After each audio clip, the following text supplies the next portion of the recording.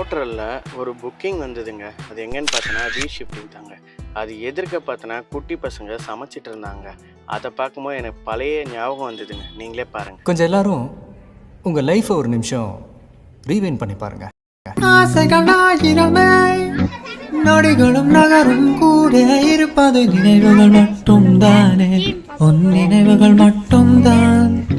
காலம் மாறியதே, நெருங்கிய நீயும் இல்லையே, நினைவுகள் மட்டும் தானே, உன் நினைவுகள் மட்டும் தான். அந்த நாட்கள் நினைவில் ஓல்டு மெமரிஸில் உங்களுக்கும் இந்த மாதிரி ஞாபகம் நிறைய இருந்திருக்கும். அது நம்ம கண்ணில் எதாவது பார்க்கும் போது தான் அந்த ஞாபகத்துக்கு வந்து நம்ம ரீமைண்ட் ஆகும். இப்போ நம்ம என்ன செய்ய போகிறோம்னா இது செய்ய போகிறோம். இது பேர் என்ன? பர்கர்.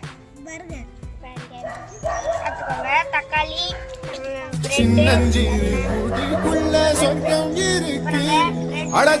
சின்ன அன்பில் தானே ஜீவன் இன்னும் இருக்கு.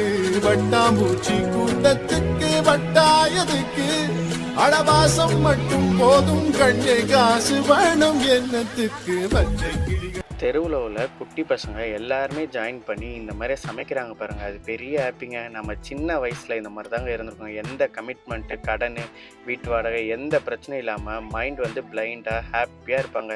இந்த ஹாப்பி கூட போர்ட்டல் சவாரி ஷிஃப்டிங் வரப்போ இந்த மாதிரி ஏரியாலாம் பார்த்து குட்டி பசங்களை பார்க்கும்போது நம்மளுக்கு ரொம்ப சந்தோஷமாக இருக்குங்க. பழைய நினைவுகள்லாம் ரொம்ப திரும்புதுங்க. ஆனால் இந்த லைஃப் நம்ம வந்து திரும்பியும் கிடைச்சா எப்படி இருக்கும்னு நினச்சி பாருங்கள்.